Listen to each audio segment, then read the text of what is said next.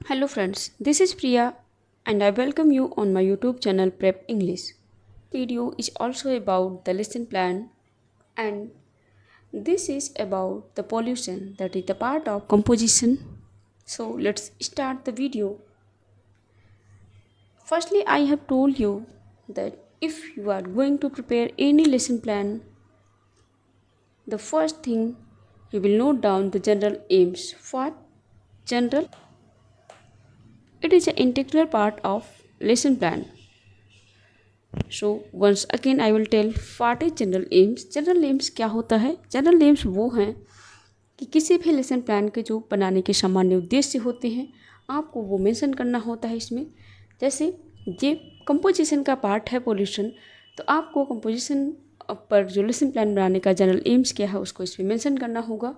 तो फर्स्ट क्या है? To enable the student to study the language from different side in order to achieve its full meaning, to help the people to improve their oral and written explanations to the expected use of language. And third is to enable the people to develop their power of expressions, means everything about the composition. इन सभी का मतलब क्या है?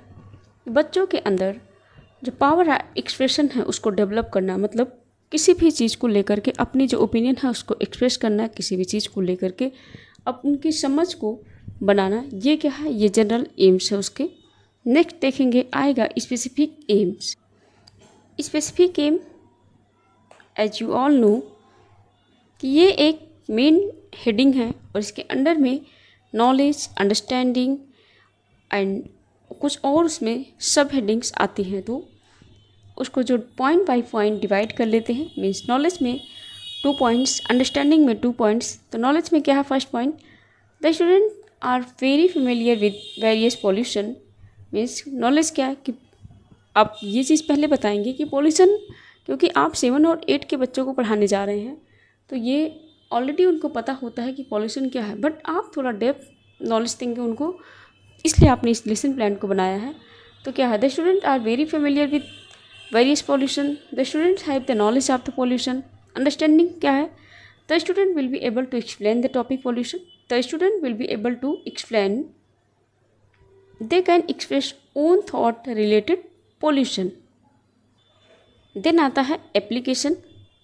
Student will be able to explain the topic pollution. Then है skill, interest and attitude. ये जितने भी headings है ये किसकी पार्ट है? ये है स्पेसिफिक एम्स की। नेक्स्ट आता है मटेरियल ऐड। मटेरियल ऐड क्या है? मटेरियल ऐड वे होते हैं जो आप पढ़ाते टाइम जिन जिन चीज़ों का यूज़ करते हैं वो, जैसे चाक, डस्टर, पॉइंटर, ये सारे में कॉमन्स होते हैं। अगर आप कुछ न्यू चीज़ें यूज़ करते हैं तो you can mention. Means if you are going to use the chart paper और एनीथिंग प्रिपेयर मटेरियल, मीन्स जो भी चीज़ें आप मार्केट से लाते हैं अगर उसके थ्रू आप कुछ रिप्रेजेंट करके दिखाना चाह रहे हैं तो आप उसको भी यहाँ पर मेंशन कर सकते हैं। देन आता है प्रीवियस नॉलेज। किसी भी टॉपिक को पढ़ाने से पहले आप पहले बच्चों की कुछ नॉलेज को चेक करते हैं कि क्या उससे रिलेटेड बच्चों को कुछ नॉलेज है, तभी आप न्यू टॉपिक को स्टार्ट कर सकते हैं उससे कनेक्टिविटी दिखाते हुए। तो इसीलिए प्रीवियस नॉलेज चेक करना बहुत ज़रूरी है। तो ये हो गया प्रीवियस नॉलेज। अभी तक आपने जो भी देखा वो किसी भी लेसन प्लान के कुछ कॉमन चीज़ें हैं, बस वो बदलते रहते हैं प्रोज, पोइट्री और कंपोजिशन के अकॉर्डिंग, बट हेडिंग्स जो होती हैं उनकी सारी की कॉमन्स होती हैं। जो अभी आ रहा है आपके सामने इंट्रोडक्टरी क्वेश्चंस, ये बहुत इंपॉर्टेंट होता है। It's play a important role in every lesson plan. Means आपका लेसन प्लान तभी सक्सेस है जब आप इंट्रोडक्टरी क्वेश्चंस अच्छे से निकाल लेते हैं।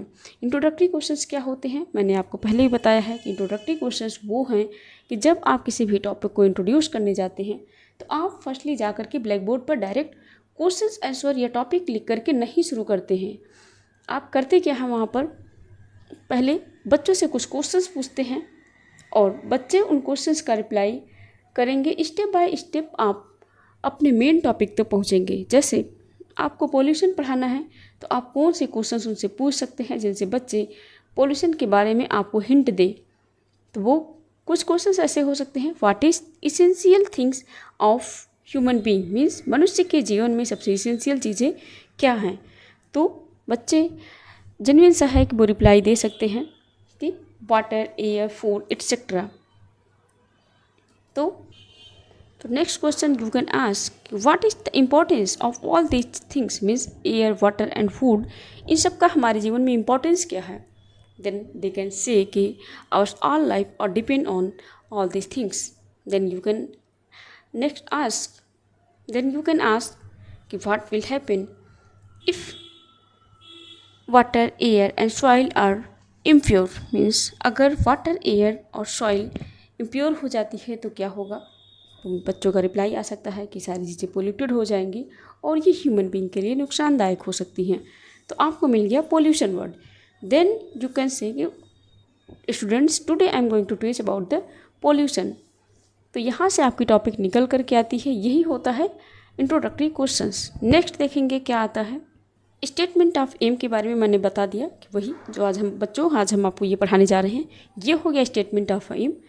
देन आता है प्रेजेंटेशन। प्रेजेंटेशन में क्या है कि आपको पैरा से रिलेटेड कुछ चीज़ें लिखनी होती है। मीन्स आप जो भी टॉपिक पढ़ाने जा रहे हैं उसको 2 सेक्शन में डिवाइड कर लेंगे और फर्स्ट पैरा आप उस पर थोड़ा सा मेंशन करेंगे ताकि आप उसकी समरी बता सकें, बच्चों को उनको समझा सके उन चीज़ों को। तो ये आता है प्रेजेंटेशन नंबर 1 आएगा।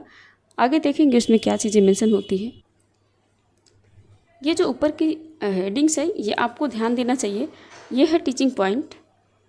क्या है ये? Teaching point. ये है people teacher activity, then student activity, teaching objective, material aid and black board work. तो ये क्या है कि आप टीचिंग पॉइंट कौन कौन से पॉइंट आपको पढ़ाने हैं। देन पीपल टीचर एक्टिविटी, आप क्या एक्टिविटी करेंगे और आप जब पढ़ा रहे हैं तो बच्चों की कैसे रिएक्शंस है, वो एक्टिविटी क्या है वो आप स्टूडेंट्स एक्टिविटी में मेंशन करेंगे। देन टीचिंग ऑब्जेक्टिव्स, आपका ऑब्जेक्टिव क्या है, उसको पढ़ाने का पर्पज़ क्या है और आप नेक्स्ट दिखाएंगे कि आपने किस किस मटेरियल का यूज़ किया है। लास्ट में आता है ब्लैक बोर्ड समरी। जो भी आप पढ़ाते हैं आप ये जितने ज़्यादा ब्लैक बोर्ड का यूज़ करते हैं मीन्स आपके पढ़ाने की स्टाइल उतनी ही बेहतर होगी। तो आपको ब्लैक बोर्ड यूज करना ही होगा। तो जो चीज़ें वहाँ पर यूज करेंगे आप यहाँ पर ब्लैक बोर्ड में मेंशन कर देंगे। जो फर्स्ट यूनिट है, जो टीचिंग पॉइंट है, वो क्या है? Teachers statement. टीचर्स स्टेटमेंट में क्या लिखते हैं वो चीज़ें आप दिखाते हैं। यहाँ पर या तो आप लिख सकते हैं अगर लिखने का मन है, या फिर आप यहाँ पर चार्ट पेपर भी लगा सकते हैं। और इसमें क्या लिखा हुआ? Pollution is an act of mixing some unwanted element in natural resources. Pollution is caused by both nature and human. आगे आप देख सकते हैं क्या लिखा हुआ है। Pollution is not national but global problem. There are many type of pollution like air pollution, water and soil etcetera. तो आप इन चीज़ों को लिखेंगे। और टीचर्स एक्टिविटी तो ये हो गई। अब आती है स्टूडेंट्स एक्टिविटी। उसमें क्या लिख सकते हैं कि जब आप बोल रहे होते हैं तो बच्चे ध्यान से सुनते हैं, तो आप लिख सकते हैं स्टूडेंट विल लिसन केयरफुली। और टीचिंग ऑब्जेक्टिव्स क्या है, आप इसको पढ़ाने का उद्देश्य क्या है यहाँ पर मेंशन कर सकते हैं। मटेरियल ऐड या फिर टीचिंग मेथड आपका क्या था। तो ये टीचिंग मेथड कैसा था? ये था लेक्चर मेथड, मीन्स आपने लेक्चर दिया है उस टॉपिक को लेकर के, तो ये हो गया लेक्चर मेथड। देन आता है black board summary. Black board पर क्या लिखेंगे? आप इसको पढ़ा करके अगर कुछ इंपॉर्टेंट वर्ड लगता है, जो डिफ़िकल्ट वर्ड आपने कुछ यूज़ किया है, तो उसको नोट डाउन करेंगे, या फिर बच्चों से कुछ जो क्वेश्चंस करेंगे आगे उन क्वेश्चंस को वहाँ पर लिखेंगे। तो आगे देखते हैं। ये आता है टीचर्स क्वेश्चन, मीन्स टीचर अब क्वेश्चंस करेंगे स्टूडेंट से। अभी तक उन्होंने जो भी पढ़ाया उनके बारे में पूछेंगे। आपने 2-3 क्वेश्चंस किए, बच्चों को जो समझ आया अपने अंडरस्टैंडिंग के अकॉर्डिंग वो अपना रिप्लाई देंगे। देन आता है यूनिट 2।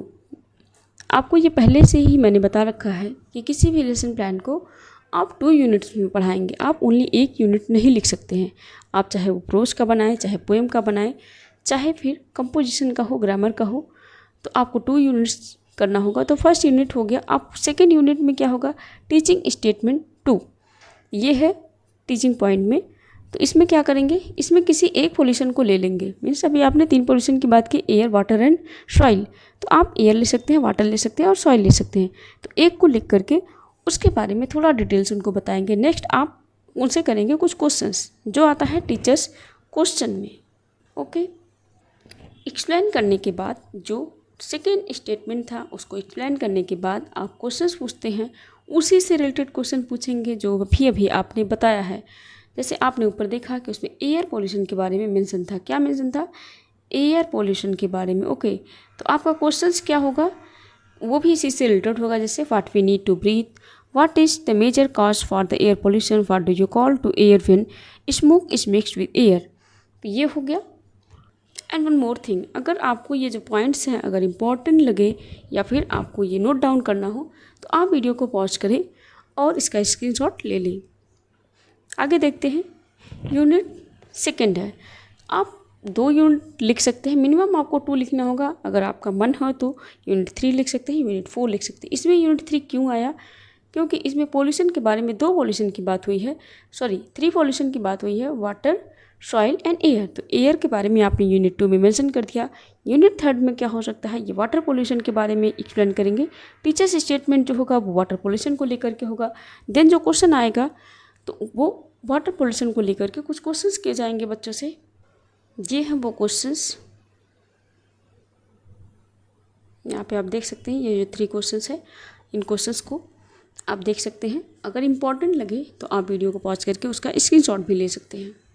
लास्ट ये जो उसके बाद आएगा वो है black board summary. Black board summary में क्या लिखते हैं, अभी तक आपने जो कुछ भी पढ़ाया उनमें से क्वेश्चंस मिक्स करके पूछेंगे और उन क्वेश्चंस को ब्लैक बोर्ड पर लिखेंगे। और जब बच्चे ब्लैक बोर्ड पर लिखे हुए जो ब्लैक बोर्ड समरी को अपनी कॉपी में नोट डाउन कर रहे होते हैं तब आता है supervision work. What is supervision work? Supervision work वो होता है कि जब बच्चे नोट डाउन कर रहे होते हैं तो आप पूरे क्लास में राउंड मार रहे होते हैं, मीन्स आप घूम घूम कर ये देख रहे होते हैं कि आपने जो पढ़ाया है और जो लिखा रहा है आपने ब्लैक बोर्ड पर, क्या सारे बच्चे वो अपनी कॉपी में नोट डाउन कर रहे हैं क्या नहीं। ये होता है सुपरविजन वर्क। नेक्स्ट है इवेल्युएटिव क्वेश्चंस। आप कुछ बच्चों को एलिवेट करने के लिए कुछ क्वेश्चंस करेंगे, मीन्स कि आपने अभी तक जो पढ़ाया है क्या बच्चों को वो समझ आया कुछ। तो कुछ क्वेश्चंस ऐसे कर सकते हैं, name any 2 material which can make rain water impure, या फिर name 2 type of pollution. This kind of questions you can ask for evaluating your students. Last में क्या आता है, ये आता है लास्ट में होम असाइनमेंट। होम असाइनमेंट ये क्या है, ये एज ए होमवर्क आप उनको देते हैं और ये आपके रोलिंग बोर्ड पर लिखा होता है। तो आप इसमें किसी भी टाइप के क्वेश्चंस दे सकते हैं, वो फिल इन द ब्लैंक हो सकते हैं, ऑब्जेक्टिव हो सकते हैं या फिर ट्रू फॉल्स हो सकते हैं। आप लॉन्ग आंसर दे सकते हैं, short. It's all depend on you कि आपको जो ऐसा मन हो आप उस तरीके से क्वेश्चन दें। बट ये होना चाहिए कि आपने जो पढ़ाया है उसी से क्वेश्चंस होने चाहिए, टॉपिक के बाहर किसके क्वेश्चंस नहीं होने चाहिए। ये है, आप इसको रोलर बोर्ड को ये एज ए मटेरियल वर्ड। ये क्या हुआ, आपको ये लग रहा होगा कि ये तो ब्लैक बोर्ड बना हुआ, फिर ये टीचिंग मेथड या मटेरियल ऐड में क्यों लिखा है। तो ये इसलिए यहाँ पर लगा हो क्योंकि आप इसको रोलर बोर्ड पर लिख करके ले जाते हैं जब लेसन प्लान पढ़ाते हैं, तो एज ए मटेरियल ऐड आप इसको यूज़ करते हैं। इसीलिए यहाँ ये ब्लैक बोर्ड समरी में नहीं होकर ये मटेरियल ऐड में यूज हुआ है। तो आपको इसी तरीके से लिखना होगा, यहाँ पर डेट मेंशन करना होगा, यहाँ क्लास सेक्शन पीरियड, और यहाँ पर आपको क्वेश्चंस लिख करके ले जाने होंगे क्योंकि आपने ब्लैक बोर्ड समरी ऊपर पहले ही लिख चुका होगा ब्लैक बोर्ड पर। तो नेक्स्ट आता है होम असाइनमेंट। तो home assignment black board summary के बगल में लगाएंगे और बच्चे इसको नोट डाउन कर लेंगे। देन आपका लेसन प्लान कंप्लीट होता है।